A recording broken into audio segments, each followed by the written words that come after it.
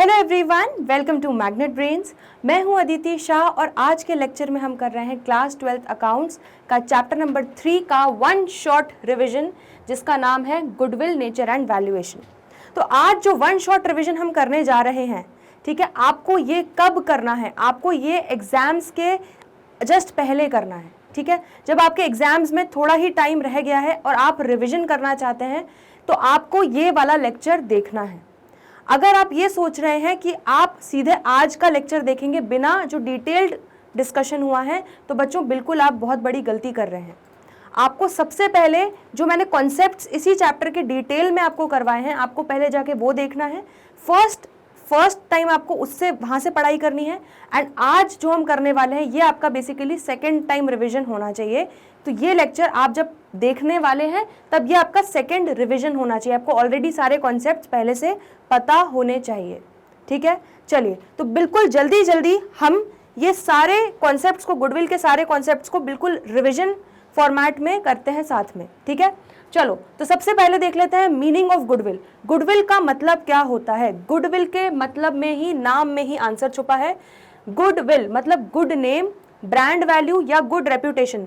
तो हमने एक एग्जाम्पल देखा था कि जैसे आपको स्पोर्ट शूज खरीदना है, स्पोर्ट शूज में आपके दिमाग में 3-4 ब्रांड्स आते हैं, नाइकी, स्केचर्स, प्यूमा, ठीक है। तो इन ब्रांड्स ने अपनी गुडविल बनाई है, अपना एक अच्छा रेप्यूटेशन बनाया है, जिसके कारण जब भी आप स्पोर्ट शूज खरीदने जाते हैं तो जनरली आप इन ब्रांड्स को प्रेफर करते हैं दैन लोकल ब्रांड्स। आया समझ में? तो बस गुडविल और कुछ नहीं, but goodwill is the benefit of the good name, ठीक है। बेनिफिट, अच्छे नाम का, अच्छे फेम का बेनिफिट मिलता है। Reputation which places an enterprise at an advantage due to which the enterprise is able to earn higher profits without putting extra efforts. तो एक बार आपने नाम बना लिया, एक बार गुडविल बना ली, ठीक है, तो बार बार अब नाइकी को अपना प्रमोशन करने की जरूरत नहीं है, बार बार अब एक्स्ट्रा एफर्ट्स डालने की जरूरत नहीं है। सब लोग, हर कोई नाइकी ब्रांड को जानता है, हर कोई स्केचर्स ब्रांड को जानता है, ठीक है। तो अब उन्हें एक्स्ट्रा एफर्ट्स नहीं डालने पड़ रहे, उन्होंने अपने गुडविल बना लिया और जिसके कारण अब वो हायर प्रॉफिट्स कमाते हैं, क्योंकि जनरली लोग उन्हीं के शूज़ खरीदते हैं, ठीक है। हमने ऐसे एक पानी पूरी वाले का एग्जाम्पल देखा था कि आप पानी पूरी में, इतने सारी पानी पूरी वाले हैं आपकी सिटी में, लेकिन आप एक स्पेशल पानी पूरी वाला, आपका फेवरेट पानी पूरी वाला होता है, आप उसी के पास जाके पानी पूरी खाते हो, ठीक है। क्यों? क्योंकि उसकी गुडविल आपकी नज़रों में अच्छी है, वो आपको अच्छा टेस्ट देता है, अच्छी क्वालिटी देता है, अच्छा हाइजीन देता है। क्लियर है? तो बस उस पानी पूरी वाली का हम अकाउंटिंग टर्म्स में क्या कहेंगे कि उसकी गुडविल अच्छी है, ठीक है, उसका रेप्यूटेशन अच्छा है। It is nothing but an attractive force which brings customers regularly to the old place of business. वही चीज कि वो पानी पूरी वाले की तरफ, जब भी आपका मन होगा पानी पूरी खाने का, तो आप उसी पानी पूरी वाले की तरफ खिंचे चले जाओगे, ठीक है। उसी प्लेस को आप बार बार रिविजिट करोगे, ठीक है। क्लियर हो गया? तो ये कुछ नहीं बल्कि एक अट्रैक्टिव फोर्स है, जिसके कारण जो कस्टमर्स हैं वो खींचे चले जाते हैं जो प्लेस, ओल्ड प्लेस, जिसपे वो बार बार रेगुलरली जाते रहते हैं। आ गया समझ में? तो गुडविल का मीनिंग हमने ये देख लिया था।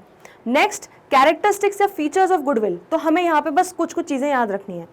कैरेक्टरिस्टिक्स या फीचर्स ऑफ गुडविल में हमने क्या क्या देखा है कि गुडविल एक इनटैंजिबल एसेट है, मतलब जो एग्जिस्ट तो करती है लेकिन उसको हम देख नहीं सकते, ना उसको हम छू सकते हैं, ठीक है। तो इसलिए उसको क्या बोलते हैं? इनटैंजिबल। लेकिन ये फिक्टिशियस असेट नहीं है। फिक्टिशियस मतलब क्या देखा था हमने कि काल्पनिक असेट नहीं है, ये इमेजिन नहीं कर रहे हैं, ये एक्चुअली एग्जिस्ट करता है, ठीक है। तभी हमारी goodwill of Puma, goodwill of Nike ये एग्जिस्ट करती है एक्चुअली, तभी आज की डेट में ये इतने सक्सेसफुल ब्रांड्स हैं। आया समझ में? तो पहला हमें ये याद रखना है कि इंटेंजिबल एसेट है, फिक्टिशियस एसेट नहीं है। दूसरा पॉइंट क्या है? Does not have an existence separate from that of an enterprise. तो इसका जो एग्जिस्टेंस है, आप इसके एंटरप्राइज, इसकी फर्म से, इसकी ऑर्गेनाइजेशन से गुडविल को आप अलग नहीं कर सकते, ठीक है। प्यूमा या स्केचर्स या नाइकी की गुडविल को आप उनकी कंपनी से अलग, उनके ब्रांड नेम से अलग नहीं कर सकते, ठीक है। वो एक साथ एक पार्ट है, ठीक है, एक ही हिस्सा है वो। चलिए, तो इनका एग्जिस्टेंस सेपरेट नहीं है, तो does not have an existence separate from that of an enterprise.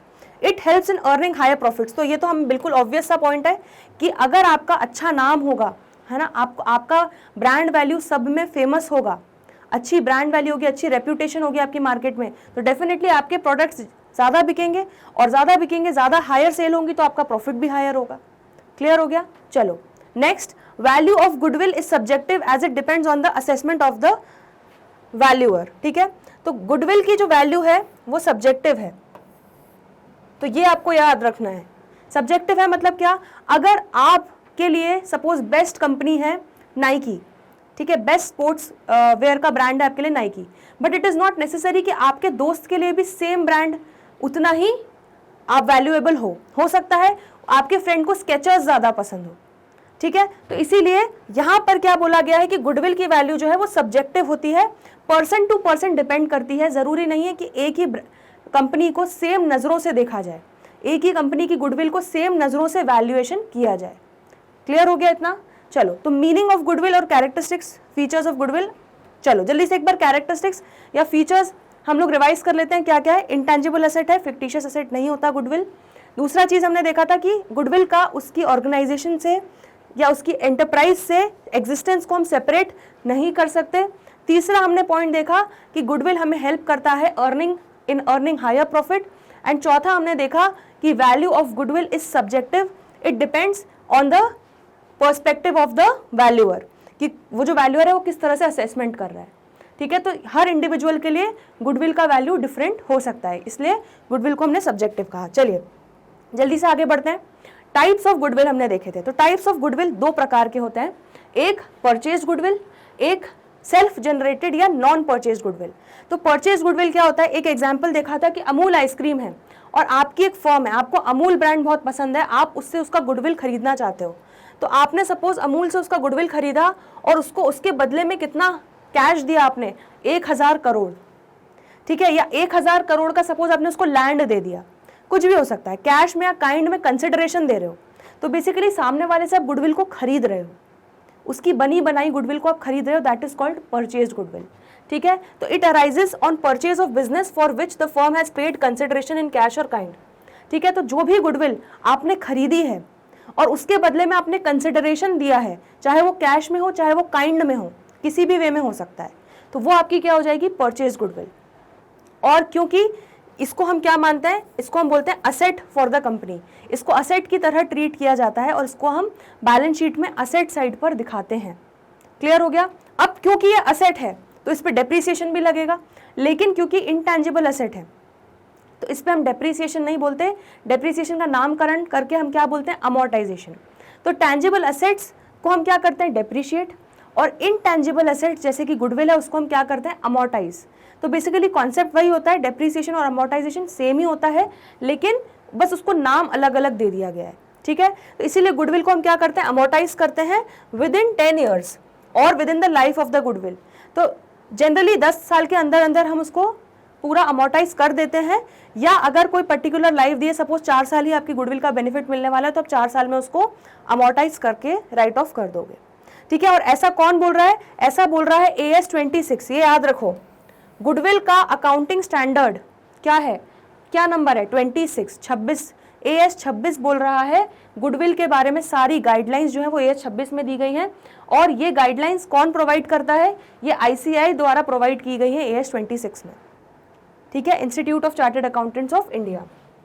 चलिए, तो परचेज गुडविल समझ में आ गया। सेल्फ जनरेटेड मतलब जस्ट ऑपोजिट, जो गुडविल खरीदी नहीं गई है, खुद से बनाई गई है, खुद की मेहनत से जनरेट की गई है, वो होती है सेल्फ जनरेटेड या नॉन परचेज्ड गुडविल, ठीक है। तो ये goodwill, this goodwill is not purchased for consideration but is earned by the efforts of the management और पार्टनर, ठीक है। तो ये मैनेजमेंट या पार्टनर के एफर्ट से, लोगों के खून पसीने की मेहनत से ये गुडविल बनाई जाती है, ठीक है। और इसको हम कभी भी किसी कंसिडरेशन के अगेंस्ट परचेज नहीं करते, इसको खुद की मेहनत से जनरेट किया जाता है, ठीक है। तो मैंने आपको एक एग्जांपल दिया था, सपोज एक छोटी आइसक्रीम शॉप है, ठीक है, और उसका अभी इतना कुछ नाम नहीं है, लेकिन जब कुछ लोगों ने टेस्ट किया तो उसकी आइसक्रीम इतनी ज़्यादा टेस्टी थी कि सब लोग अमूल और सारे ब्रांड्स छोड़ के सब उसी लोकल वेंडर के पास जाने लगे आइसक्रीम खाने। तो बेसिकली क्या हुआ, उस लोकल वेंडर ने, उस लोकल शॉप वाले ने अपनी क्या बना ली, गुडविल बना ली, अपनी मेहनत की कमाई, ठीक है, अपनी मेहनत से उसने अपनी गुडविल को जनरेट कर लिया। This goodwill is not recorded as an asset in the books, इस गुडविल को हम एज असेट बुक्स में नहीं दिखाते। ये कौन बोलता है, AS 26। और क्यों नहीं दिखाते, क्योंकि बच्चों मेहनत का कोई मोल नहीं होता, आप मेहनत को वैल्यूएशन नहीं दे सकते, मेहनत को आप कोई मॉनेटरी टर्म्स में वैल्यू नहीं कर सकते, और क्योंकि मॉनेटरी टर्म्स में वैल्यू नहीं कर सकते तो इसको हम एज असेट नहीं दिखा सकते अपनी बुक्स में, ठीक है, क्लियर हो गया इतना? चलो नेक्स्ट टॉपिक है हमारा need for valuation of goodwill. तो वो नीड कब अराइज होता है? जब हमें गुडविल का वैल्यूएशन करना पड़े। ऐसी कौन सी सिचुएशंस होती हैं? तो कौन कौन सी सिचुएशन में हम गुडविल को वैल्यूएशन करते हैं? पहला situation, when there is a change in profit sharing ratio amongst partners. तो जब पार्टनर्स का प्रॉफिट शेयरिंग रेशियो है, सपोज 3:2:1 चल रहा है और उस रेशियो को पार्टनर्स ने डिसाइड किया है कि हम 1:1 कर देंगे, हम चेंज करेंगे अपना प्रॉफिट शेयरिंग रेशियो, ठीक है? तो मतलब एक तरीके से क्या हो रहा है, रिकॉन्स्टिट्यूशन ऑफ पार्टनरशिप हो रहा है, ठीक है? तो इसीलिए हम क्या करते हैं, उस समय पर हम गुडविल का वैल्यूएशन करते हैं, ठीक है? क्लियर हो गया? तो बस अब आपको याद रखना है कब कब कौन कौन सी सिचुएशन में गुडविल का वैल्यूएशन होगा। पहला सिचुएशन जब प्रॉफिट शेयरिंग रेशियो में चेंज होगा। दूसरा सिचुएशन जब किसी नए पार्टनर को आप एडमिशन दोगे, ठीक है, कोई नया पार्टनर आपकी फर्म को ज्वाइन करेगा, एडमिशन होगा। तीसरा सिचुएशन जब कोई पार्टनर का रिटायरमेंट होगा या डेथ होगा, ठीक है, तब आपका वैल्यूएशन होगा। तो जब भी कोई पार्टनर आपकी फर्म को छोड़ के जा रहा है, रिटायर हो रहा है, या किसी पार्टनर की डेथ हो रही है, उसके बाद कुछ सेटलमेंट करने होते हैं, ठीक है, तो इसीलिए आपका गुडविल का वैल्यूएशन करना पड़ेगा। नेक्स्ट, पार्टनरशिप फर्म जब आप बेच रहे हो तो आपकी पार्टनरशिप फर्म की एक्चुअली वैल्यू क्या है, आपकी गुडविल की क्या वैल्यू है, ये आपको निकालना पड़ेगा पार्टनरशिप फर्म बेचते समय। 2 और मोर फर्म्स अमेलगमेट, तो जब 2 या 2 से ज्यादा फर्म, ए और बी फर्म मिलकर ए बी फर्म बना रहे हैं, ए बी कंपनी बना रहे हैं, ठीक है, तो 2 या 2 से ज्यादा फर्म्स अमेलगमेट हो रही हैं, ठीक है, मिल रही हैं, तो उस समय भी हमें गुडविल का क्या करना पड़ेगा, वैल्यूएशन करना पड़ेगा। नेक्स्ट है when partnership firm is converted into company. तो जब पार्टनरशिप फर्म कन्वर्ट होने जा रही है एक कंपनी में, चाहे वो प्राइवेट लिमिटेड हो चाहे वो पब्लिक लिमिटेड हो, ठीक है, उससे हमें मतलब नहीं है, लेकिन अगर कोई भी पार्टनरशिप फर्म बन रही है एक कंपनी, तब भी हमारा गुडविल का वैल्यूएशन होगा। तो चलो जल्दी से रिवाइज कर लो क्या क्या है, कौन कौन सी सिचुएशन है। जब प्रॉफिट शेयरिंग रेशियो चेंज होगा पार्टनर्स के बीच में, जब एडमिशन ऑफ पार्टनर होगा, जब रिटायरमेंट या डेथ ऑफ पार्टनर होगा, जब पार्टनरशिप फर्म को बेचा जाएगा, जब 2 या 2 से ज्यादा फर्म्स अमेलगमेट होंगी, और जब पार्टनरशिप फर्म कन्वर्ट हो जाएगी कंपनी में। तो इन सारी सिचुएशंस में हमें गुडविल का वैल्यूएशन का नीड अराइज हो जाएगा। चलो next, factors affecting value of goodwill. तो ऐसे कौन से फैक्टर्स हैं जो गुडविल को अफेक्ट करते हैं? तो हमने एग्जांपल देखा कि अमूल, ठीक है, एक कंपनी है जो बहुत सालों से चली आ रही है, बहुत सालों से ब्रांड हम जानते हैं, और एक कोई नई हमारी लोकल शॉप खुली है जो आइसक्रीम बेचती है। तो इन दोनों में से गुडविल किसका ज्यादा होगा? बट ऑब्वियसली अमूल का होगा, क्योंकि इसका एक ब्रांड वैल्यू अलग से बन चुका है, ठीक है, और काफी लंबे समय से अमूल हमारी वेल नोन ब्रांड हो चुका है। तो अब क्या क्या फैक्टर्स हैं जो अमूल का गुडविल ज्यादा बनाती हैं, ठीक है, वो हम देखते जाते हैं एक एक करके। सबसे पहला फैक्टर है एफिशिएंट मैनेजमेंट। तो मैनेजमेंट अगर एफिशिएंट होगा, ठीक है, हार्ड वर्किंग होगा, टैलेंटेड होगा और अच्छी कैपेबिलिटीज रखता है, तो आपका फर्म ऑब्वियसली बहुत अच्छा परफॉर्म करेगा, आपका बिजनेस अच्छा परफॉर्म करेगा, और इवेंचुअली आपका गुडविल का वैल्यूएशन हायर होगा, ठीक है। नेक्स्ट है फेवरेबल लोकेशन। तो अगर आपकी कंपनी या आपका सपोज शॉप बहुत बढ़िया लोकेशन पे है, जहाँ पे ज़्यादा से ज़्यादा कस्टमर्स आते हैं, सपोज मेन मार्केट एरिया में है या मॉल्स में है, ठीक है, तो वहाँ से ज़्यादा कस्टमर वॉक इन होगा, जिसके कारण आपकी सेल्स बढ़ेगी, और सेल्स बढ़ेगी तो इवेंचुअली आपका गुडविल बढ़ेगा, ठीक है। Favourable contracts. फेवरेबल कॉन्ट्रैक्ट्स कुछ ऐसा होता है, कई बार कंपनीज कुछ लॉन्ग टर्म कॉन्ट्रैक्ट्स में एंटर हो जाते हैं, जैसे कुछ अच्छी डील्स देते हैं, ठीक है, डिस्काउंट्स देते हैं। तो इस तरह की जो फेवरेबल कॉन्ट्रैक्ट्स होते हैं वो ज़्यादा अट्रैक्ट करते हैं कस्टमर्स को, उससे उनकी सेल ज़्यादा होती है, और इवेंचुअली धीरे धीरे करके उसका ब्रांड वैल्यू अच्छा हो जाता है और गुडविल अच्छी हो जाती है। Next, longer establishment of business. तो हमने देखा था कि अमूल इतना सालों पुराना ब्रांड है, तो उसका कस्टमर बेस भी बहुत ज़्यादा होगा than the new local shop, ठीक है। नई लोकल शॉप तो अभी स्टार्ट हुई है, लेकिन अमूल एक जाना माना ब्रांड है, बहुत लंबे समय से वेल ट्रस्टेड ब्रांड है। तो इसीलिए क्या होता है, इसका ये भी एक बहुत बड़ा फैक्टर है कि काफ़ी लंबे और काफ़ी पुराने समय से जो ब्रांड्स चले आ रहे हैं उन पे ज़्यादा लोगों को ट्रस्ट होता है, और इवेंचुअली उसका ब्रांड वैल्यू या गुडविल का वैल्यू ज़्यादा होता है। Advantage of patents. तो कई कंपनीज ऐसी होती हैं जो गुड्स मैन्युफैक्चर करती हैं, ठीक है, तो उनका जो पेटेंट अगर ये खुद ओन करती हैं तो वो भी रिजल्ट करता है गुडविल का वैल्यूएशन जो है हायर होने में। नेक्स्ट है एक्सेस टू सप्लाईज।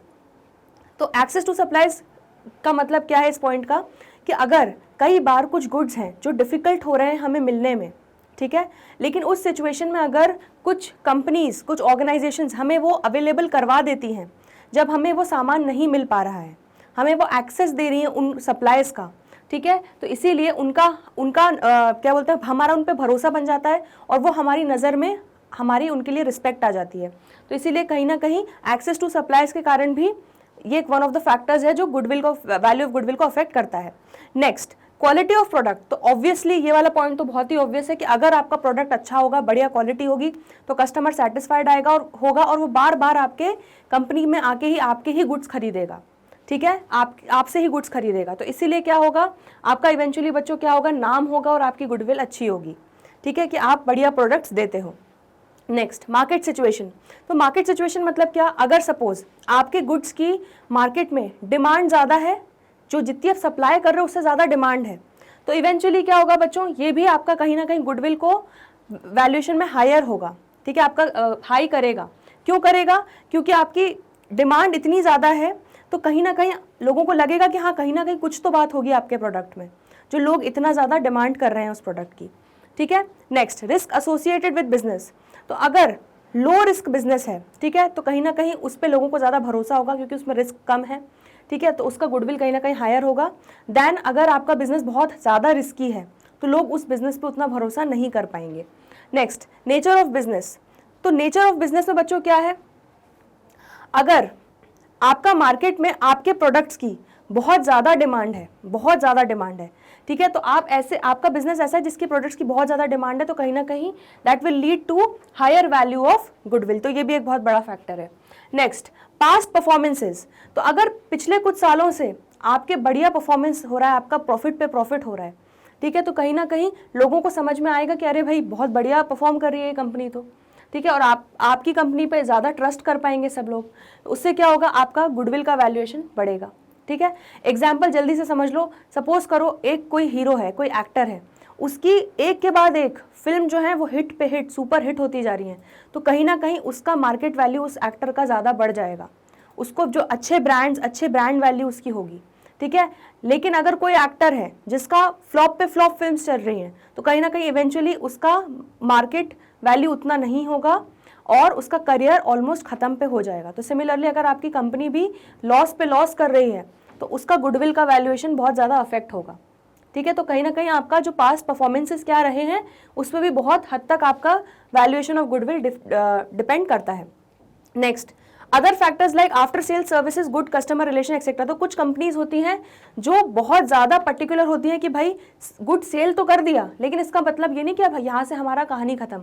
वो आपसे फॉलोअप लेती हैं, ठीक है, आपको आफ्टर सेल सर्विसेज देती हैं और आपसे अच्छे रिलेशंस, कस्टमर से अच्छे रिलेशंस बना के रखती हैं। तो इसके कारण क्या होता है, कहीं ना कहीं कस्टमर्स का उसमें ट्रस्ट बहुत ज़्यादा बढ़ जाता है और उनकी गुडविल काफ़ी अच्छी, काफ़ी हाई हो जाती है। ठीक है, तो ये सारे फैक्टर्स थे जो गुडविल को अफेक्ट करते हैं। जल्दी से एक बार रिवाइज कर लेते हैं। पहला, एफिशिएंट मैनेजमेंट। दूसरा, फेवरेबल लोकेशन। तीसरा, फेवरेबल कॉन्ट्रैक्ट्स। चौथा, longer establishment of business. Advantage of patents. Access to supplies. Quality of product. Market situation. Risk associated with business. Nature of business. past performances and other factors like after sale services, good customer relation, etc. These are all the factors that affect value of goodwill. Last topic है हमारे इस chapter का, methods of valuation of goodwill. तो goodwill को हम कैसे कैसे valuation कर सकते हैं, उसके 3 मेथड्स दिए हैं बेसिकली। तो पहला मेथड दिया है एवरेज प्रॉफिट मेथड, दूसरा है सुपर प्रॉफिट मेथड और तीसरा है कैपिटलाइजेशन मेथड। ठीक है, तो सबसे पहले एवरेज प्रॉफिट मेथड में हमने 2 तरीके के देखे, एक सिंपल एवरेज निकालना और एक वेटेड एवरेज निकालना। तो सिंपल एवरेज का फॉर्मूला हमने देखा था, क्या होता है, goodwill is equal to average profit into number of year purchased. ठीक है, और इसमें एवरेज प्रॉफिट को कैसे निकालते हैं, नॉर्मल बिजनेस प्रॉफिट्स, जो सारे एडजस्टमेंट और इम्प्योरिटीज़, जैसे हमने एग्जाम्पल लिया था कि पोहे में से हम धनिया और मूंगफली हटा के फिर हमें पोहा खाना पसंद है, तो उस तरह से हम यहाँ पे बेसिकली ये जो मिलावटी प्रॉफिट है उसमें से सारे एडजस्टमेंट्स करने के बाद हमारा नॉर्मल बिजनेस प्रॉफिट आता है, उसका टोटल करते हैं सारे ईयर्स का जो भी दिए हुए हैं, डिवाइडेड बाय जितने नंबर ऑफ ईयर्स का हम एवरेज निकाल रहे हैं। क्लियर हो गया, सिंपल एवरेज तो हमें निकालना आता ही था। वेटेड एवरेज में क्या होता है, गुडविल, यहाँ पर बस सेम फॉर्मूला रहेगा, बस एवरेज प्रॉफिट की जगह क्या हो जाएगा, average weighted profit into number of year purchased. और एवरेज वेटेड प्रॉफिट कैसे निकाल सकते हो, हर साल के प्रॉफिट को आप एक पर्टिकुलर वेट असाइन करोगे, ठीक है, और उसका टोटल करके total weighted profit divided by जितने भी वेट दिए हैं, सपोज आपने 1 2 3 इस तरह से वेट दिया है, तो टोटल वेट आपके कितने हो जाएंगे, 1 + 2 3, 3 + 3 6। ठीक है, तो 1 2 3 का एडिशन कर लोगे तो टोटल वेट आपका 6 आ जाएगा। आ रहा है समझ में? तो इस तरह से हमने वेटेड एवरेज सीखा था। सुपर प्रॉफिट मेथड क्या होता है? Goodwill is equal to super profit into number of year purchase. तो यहाँ पे फॉर्मूला सेम रहेगा, बस अब एवरेज प्रॉफिट की जगह क्या आ जाएगा? सुपर प्रॉफिट आ जाएगा। ठीक है, सुपर प्रॉफिट कैसे निकालते हैं हमने देखा था, average profit minus normal profit. तो एवरेज प्रॉफिट निकालना तो हम ऑलरेडी इस मेथड में सीख चुके हैं। नॉर्मल प्रॉफिट कैसे निकालते हैं? Capital employed into NRR divided by 100, मतलब normal rate of return divided by 100। और कैपिटल एम्प्लॉयड क्या होता है? Total assets minus outstanding liabilities, या ये आप असेट साइड अप्रोच से निकाल सकते हो, या आप capital plus reserve that is liability side of approach से निकाल सकते हो। ठीक है, अगर आपने मेरे साथ पूरे डिटेल में सारी चीजें कॉन्सेप्ट्स पढ़े हैं और क्वेश्चंस किए हैं तो आपको ये एक एक बात मेरी समझ में आ रही होगी। ठीक है, चलिए नेक्स्ट देखते हैं हम लोग कैपिटलाइजेशन मेथड। तो इसमें दो चीज़ों का कैपिटलाइजेशन होगा, या तो आप एवरेज प्रॉफिट का कैपिटलाइजेशन करोगे या सुपर प्रॉफिट का कैपिटलाइजेशन करोगे। तो बहुत सिंपल फॉर्मूला था इसका। क्या फॉर्मूला है? Goodwill is equal to average profit into 100 by NRR minus net assets या कैपिटल एम्प्लॉयड। ठीक है, तो या तो आप एवरेज प्रॉफिट को कैपिटलाइज करोगे और माइनस उसमें से कैपिटल एम्प्लॉयड करोगे तो आपकी गुडविल आ जाएगी as per capitalisation of average profit. और कैपिटलाइजेशन ऑफ सुपर प्रॉफिट में क्या करोगे? Super profit into 100 by NRR कर दोगे तो आपका कैपिटलाइजेशन ऑफ सुपर प्रॉफिट आ जाएगा। ठीक है, जल्दी से एक बार ये देख लो। चलिए, तो अब बच्चों बस फाइनली एक बार हम लोग इसको थोड़ा सा डिटेल में देख लेते हैं। तो एवरेज प्रॉफिट मेथड में हमने सिंपल एवरेज प्रॉफिट मेथड में देखा था कि गुडविल आप कैसे निकालते हो, average profit into number of year purchased. और एवरेज प्रॉफिट क्या होता है? जो नॉर्मल बिजनेस प्रॉफिट्स होते हैं of all years divided by number of years. ठीक है, और NYP क्या होता है? नंबर ऑफ ईयर परचेज क्या होता है कि मतलब अगर आपने किसी से गुडविल खरीदी, ठीक है, तो आप उससे बोलते हो कि तुमने जो पास्ट में मेहनत की है, जो तुम्हारे पुराने कर्मों का फल है, वो मुझे कितने सालों तक मिलता रहेगा, मुझे एक्स्ट्रा एफर्ट्स नहीं डालने पड़ेंगे। तो that is number of year purchased. तो NYP मतलब क्या होता है? Means the number of years for which the firm is likely to earn same amount of profit after changing ownership because of efforts put in the past. Clear हो गया? चलो next. अब normal business profit जो है उसमें impurities मिली होती हैं, उसमें मिलावट्स होती हैं, वो हमें हटानी पड़ती हैं। ठीक है, इसीलिए मैंने यहाँ पर क्या लिखा है, देखो जरा ध्यान से, मैंने लिखा है यहाँ पे normal business profit after adjustments. ठीक है, और वो एडजस्टमेंट्स क्या है, वो हटाना क्या है, वो धनिया और क्या बोलते हैं मूंगफली जो हमें हटानी है बेसिकली वो क्या है। तो हमें क्या करना पड़ेगा बच्चों? प्रॉफिट फॉर द ईयर दिया रहेगा जो मिलावटी होगा, ये मिलावटी प्रॉफिट हमें दिया होगा। अब इस मिलावटी प्रॉफिट में से हमने जो गलत, जो हमारे नॉर्मल कोर्स ऑफ बिजनेस से रिलेटेड खर्चे नहीं हैं, ठीक है, या लॉसेज नहीं है, उनको हमने माइनस कर दिया होगा, डेबिट कर दिया होगा, तो उनको हम क्या करेंगे? वापस से ऐड बैक करेंगे। तो क्या क्या ऐड बैक करेंगे? एबनॉर्मल लॉसेज अगर हमने डेबिट किए हैं, जैसे कि loss on sale of asset, loss by theft और fire, interest paid, dividend paid, voluntary retirement payment etcetera, ये सारे एबनॉर्मल लॉसेज हैं जो हमने हमारे नॉर्मल कोर्स ऑफ बिजनेस से रिलेटेड नहीं है। तो ये मिलावट हमें हटानी पड़ेगी, इसलिए उसको क्या करेंगे? वापस जो माइनस किया होगा उसको वापस से क्या कर देंगे? Add back. इसी तरह से over valuation of opening stock add back करेंगे, क्योंकि वो कहीं ना कहीं हमारे प्रॉफिट को कम कर रहा है, तो वापस से ऐड बैक करेंगे। Under valuation of closing stock, तो अगर क्लोजिंग स्टॉक को अंडर वैल्यू किया तो उसके कारण भी हमारा प्रॉफिट गलत आ रहा है, कम आ रहा है, तो इसलिए उसको भी वापस से करेक्ट करने के लिए ऐड बैक करेंगे। प्लस कैपिटल एक्सपेंडिचर को अगर हमने एज रेवेन्यू एक्सपेंडिचर ट्रीट कर दिया है, ठीक है, सपोज हमने असेट को खरीदा लेकिन उसको हमने गलती से P&L में, आपने सपोज व्हीकल खरीदा लेकिन आपने उसको रिपेयर एंड मेंटेनेंस में डाल दिया, तो वो आपको सीधे बैलेंस शीट में डालना था, आपने P&L में डाल दिया, तो ये आपका गलत हो जाएगा। ठीक है, तो उसको भी आपको क्या करना है? Add back. सिमिलरली मैंने बहुत डिटेल में बच्चों ये कॉन्सेप्ट्स वाले वीडियो में समझाया है, अगर आपको प्रॉपरली समझना है एक एक चीज़ का लॉजिक, मैंने बहुत डिटेल में आपको P&L और ट्रेडिंग अकाउंट बना के समझाया है।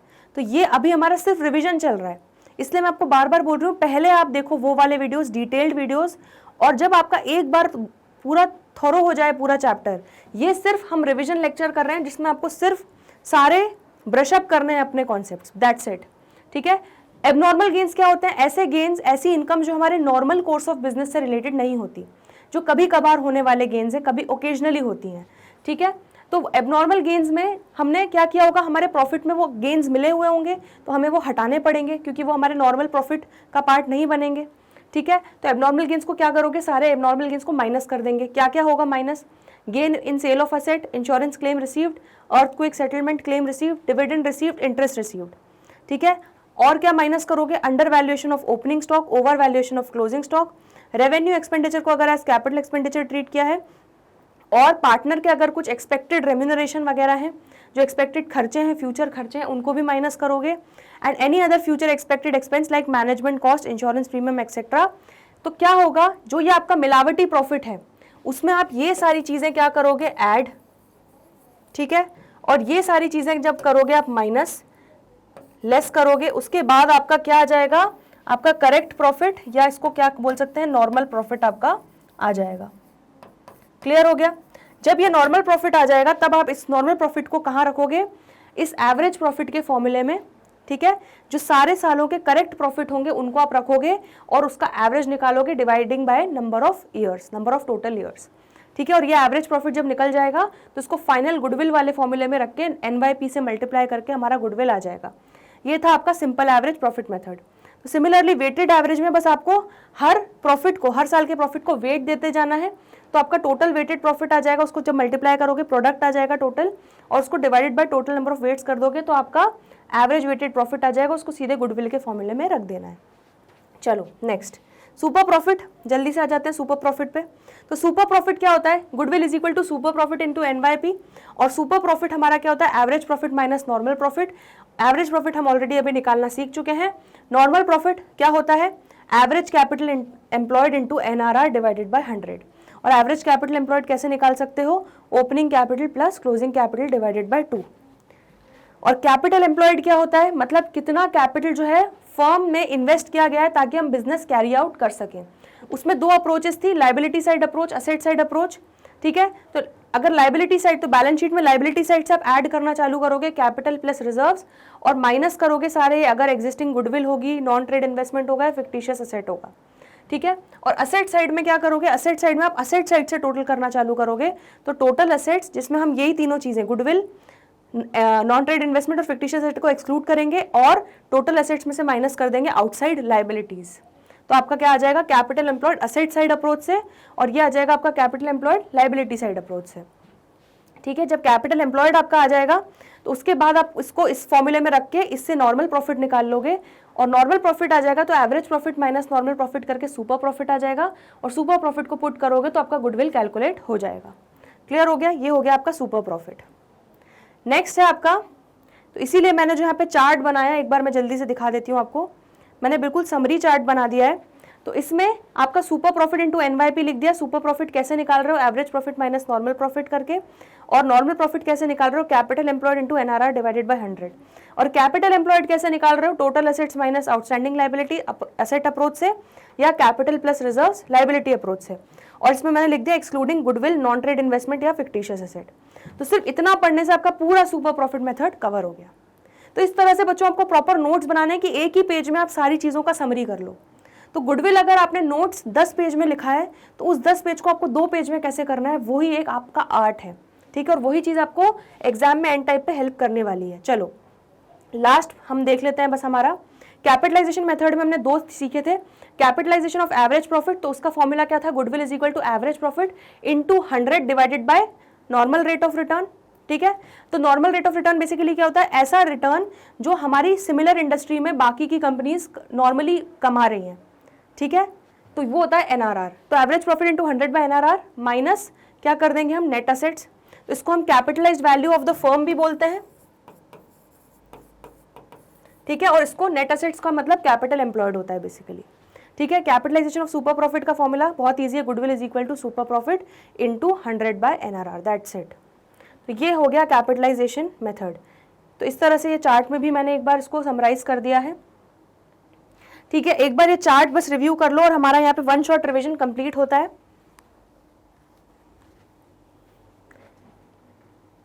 चलिए, तो यहाँ पर बच्चों हमने आज सिर्फ एक वीडियो में पूरा गुडविल चैप्टर सारे एक एक कॉन्सेप्ट हमने अच्छे से देख लिए, ठीक है। आई होप आपको मज़ा आया होगा और आपका बढ़िया रिवीजन हो गया होगा। तो बस इस रिवीजन के बाद आपको सीधे सीधे आपका, क्योंकि MCQ बेस्ड पेपर आने वाला है तो आपको देखने हैं MCQs। अगर जिन भी आगे वाले सेशन के बच्चों का अगर सब्जेक्टिव आने वाला है तो उनको इसके बाद करने हैं क्वेश्चन सॉल्व, ठीक है, जो भी इंपॉर्टेंट वाले हैं वो।